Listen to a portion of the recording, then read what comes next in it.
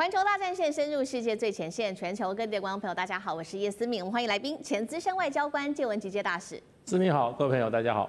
淡江大学财经系教授聂建中老师。思敏还有各位观众大家好。资深媒体人彭华干哥。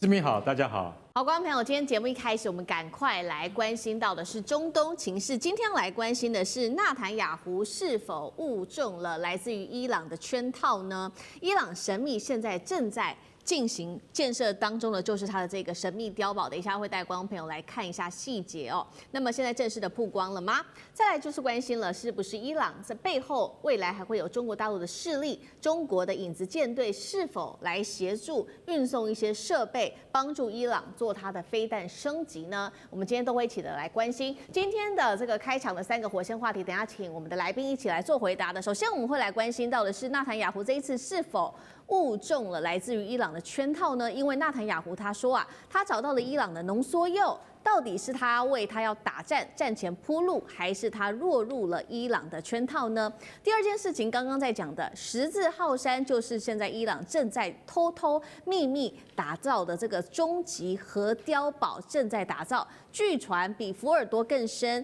深度最多达到100公尺哦，美军是否过去它的钻地弹的这个杀手锏是否还能够打穿它呢？最后我们来关心是否在这背后伊朗有中国大陆的影子舰队会出手吗？它的关键行星搅拌机是否帮助输入给伊朗，来帮助它在做飞弹的量产正式进入倒数呢？今天就这些议题我们会来做关注。今天最新开场，我们先来关心到的是以色列总理纳坦雅胡这一回再把军事焦点指向了伊朗，他怎么说？我们来看到最新消息，纳坦雅胡说：“我掌握到了来自于伊朗，他现在又在偷偷的隐藏这些高浓度的浓缩铀，地点啊，疑似现在也找到了，就是要来替新一轮伊朗的军事行动要来找借口吗？这是来自于纳坦雅胡的说法。”当然，同一时间，我们看到伊朗方面是不是有备而来了呢？他最新宣布公开处决被指称为是摩萨德最重要的间谍之一的一位男子哦，并且怒控以色列他渗透伊朗的政府机构，企图夺取这些最核心的机密。双方你来我往，似乎打的就是一个情报战。中东局势现在更紧张了，恐怕会有大规模的冲突即将要爆发了吗？我们先来关心纳坦雅胡，他高调宣布说找到了伊朗的浓缩铀，是想要替攻击制造一个正当性吗？因为他说找到了这个位置，他已经把情报提供给美国了，是想要再做另外一次的攻击吗？是真情报还是假情报？另外，伊朗真的有这么笨吗？他会就这样子很容易的让这个摩萨德取得这样的情报吗？还是他故意制造假情报，让以色列落入圈套当中？介大使怎么看？我想就以色列来讲的话啊，这个伊朗是他在区域内啊最危险啊，也是最威胁最大的一个敌人。那只要有伊朗存在一天啊，他就很难的这个叫他就不会感觉到舒服的。所以在这个以色列跟伊朗的关系啊，会永远都处于一个紧张状态。而且借着整个美国现在川普政府对这个以色列政府的高度的支持的情况之下，他们前几个月已经对伊朗进行过攻击了。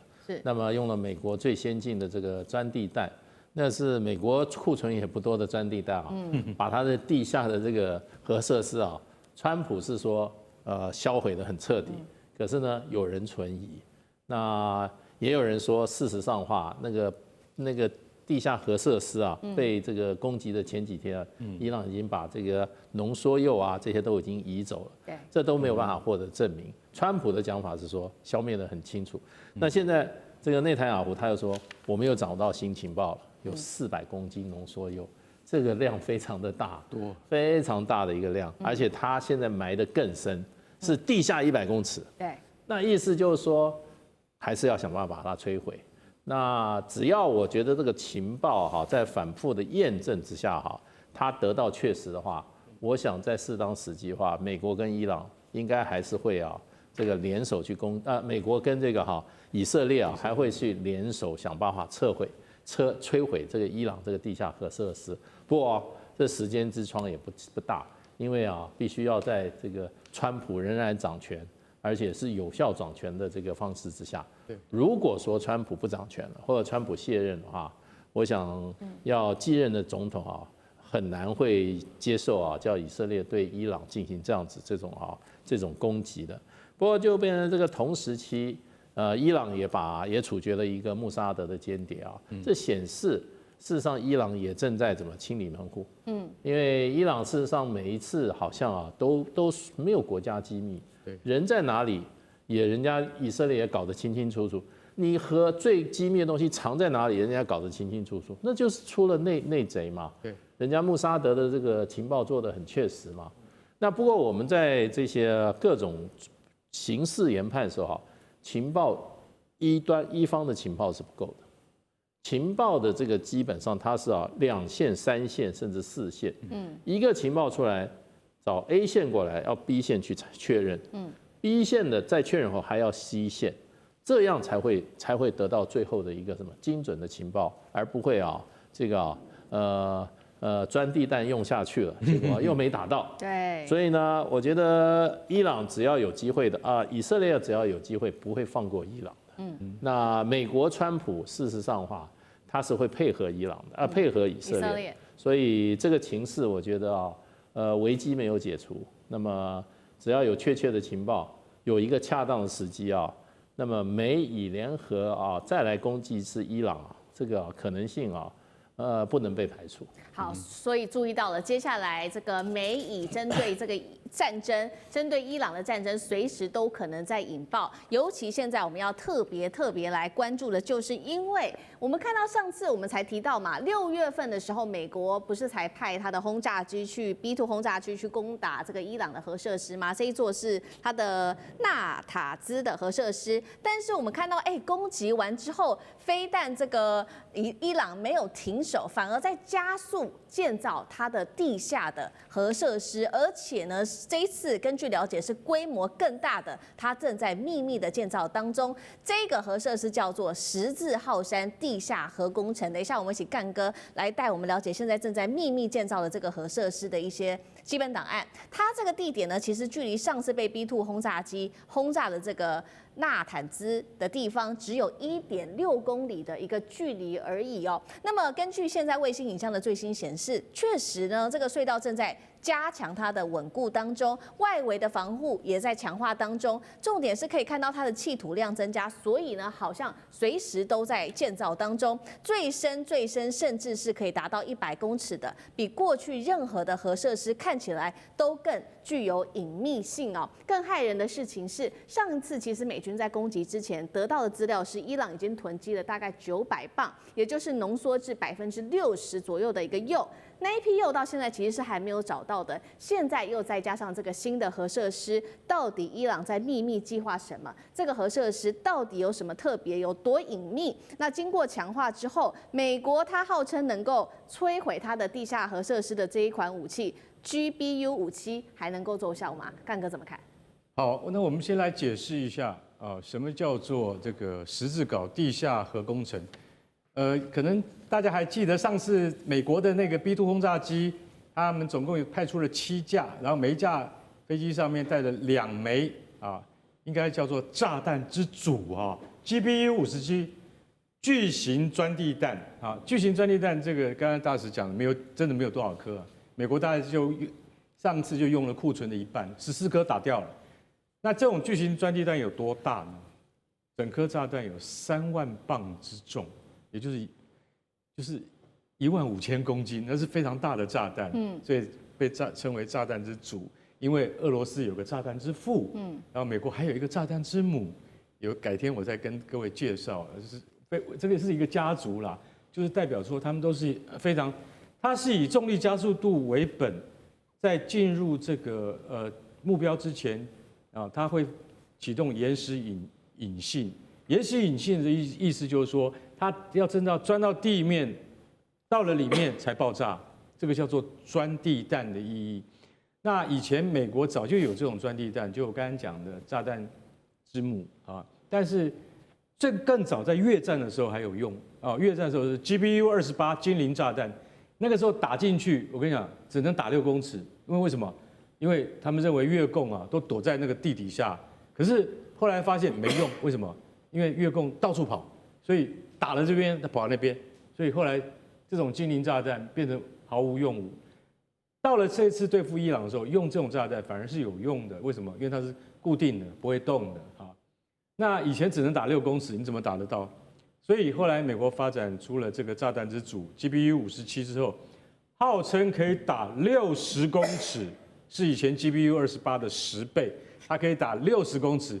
不过现在问题来了，纳坦兹听说他在地下100公尺，难道川普你要再派 B2 去吗？这次打得到吗？而且我们看最近纳坦兹的这个地下，不是纳坦兹，就是在十字号上次是攻击纳坦兹，这次十字镐只距离纳坦兹1.6公里，这么近。我告诉各位，十字镐在5年前就开始进行工程了，但是非常神秘莫测。摩萨德的情报人员知道这里在进行工程，但是他们没有找到有核子痕迹，也就是说有核子的相关资材跟那个设备的进驻，所以当时他们也在怀疑这到底是什么啊？因为他们已经知道我们有伊斯法罕、有福尔多、有纳坦兹，有这3个地方了，怎么那还有多出一个十字镐，这是在干嘛用的？所以当时并不能确定，现在终于能够确定了。原来这个地方挖的比以前更深，到了100公尺。我今天要讲一句实在话。以色列空军没有能够对付这样的目标的武器，到时候还是要川普出手。希望川普能够搞得让他自己能够连任，不然的话，要再次发动攻击的话，其实国际视听也很重要。我是认为啦，他已经到了100公尺，但是我今天讲一句实在话，上次钻地弹的那个成绩如何，各方说法莫衷一是。但是我可以告诉各位，如果没有用的话，那还会在纳坦兹原地起炉灶。显然是有用的。那现在这个900磅的武器级浓缩铀，到底还剩下多少？其实我可以告诉各位，摩萨德那边一定会有情报，所以尼坦雅胡他也保留，说我当然知道放在哪里啊，我也知道他们现在要新建的地方在哪里，就是在这个山。那问题是，以色列本身是没有办法摧毁的，到时候还是要请美国来帮忙。但是我可以告诉各位，伊朗要发展核武的决心是不会终止的。今天不管任何情况之下，他可以对国际社会示弱，但他在私底下他绝对会继续发展，因为武器级的核设施跟核子弹是像这样子的第三世界的国家，他们保障自己安全的必要手段。印度也是这样，巴基斯坦也是这样，所以我可以告诉各位，美国的强制的措施跟以色列联手攻击，那是不会有真正达到效果的一天。好，谢谢干哥。好，确实如干哥刚刚帮我们提到的，这个伊朗持续的研发它的这个核武设施的发展是不可能会停下来的。另一方面，除了在核武之外，现在伊朗要强化的就是它在它的飞弹上面的生产了。